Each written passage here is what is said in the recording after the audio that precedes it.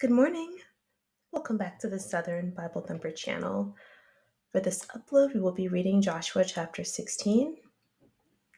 And the lot of the children of Joseph fell from Jordan by Jericho unto the water of Jericho on the east, to the wilderness that goeth up from Jericho throughout Mount Bethel, and goeth out from Bethel to Luz, and passeth along unto the borders of Archi to Adaroth, and goeth down westward to the coast of Japhleti, unto the coast of Beth Horon the nether, and to Gezer, and the goings out thereof are at the sea.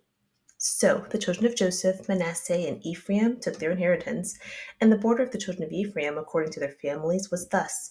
Even the border of their inheritance on the east side was Adarothader unto Betharon the upper. And the border went out toward the sea to Michmethah on the north side, and the border went about eastward unto Tanath Shiloh, and passed by it on the east to Janohah.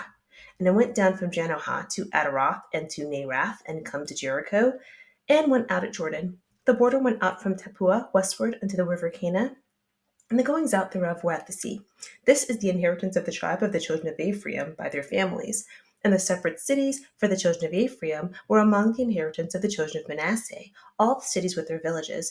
And they drave not out the Canaanites that dwelt in Gezer, but the Canaanites dwell among the Ephraimites unto this day, and serve under tribute. Summarizing Joshua chapter 16, this chapter details the inheritance of Joseph's lineage, focusing on Joseph's son Ephraim. Manasseh and Ephraim are his two sons. I think I'm saying that correctly. Maybe it's Ephraim. So verses 1 through 3 details the locations of Joseph's boundary. And so as we know, a people, the forefather will be who the name that is given to describe the children. So, for instance, the children of Israel. Well, Israel had 12 sons, but because that's a lot to say, instead of listing every tribe, they'll just say the children of Israel. And then when we're talking about a specific tribe or a specific lineage, then we'll refer to the son that the lineage came from. So in this instance, we're talking about the child Joseph. Now, Joseph was the one who was sold into slavery. He had the coat of many colors, and he was sold to slavery in Egypt. And because of his position, if he was able to work his way up to governor, he was able to bring his family over during a time of famine. Joseph had two sons, Manasseh, Ephraim. And it does say that the allotment went from the Jordan. In my notes, when I was reading this, I wrote the Jordan River. There is a map in the back of my big back hard copy King James Version. And I did not see a location called Jordan. I saw the Jordan River, but I admittedly am not the best at reading maps. Also, I didn't find where the names of these territories in chapter 15 or 17. I couldn't find them on the map, but I just chalk that up to maybe not being able to read maps as well. So the location of Joseph's boundary, what I meant by this is the New Living Translation. The Jordan River is mentioned here, which is what I thought.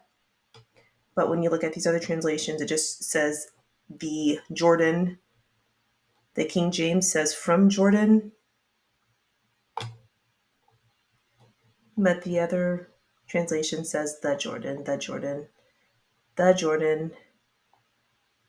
I guess I could look up the interlinear.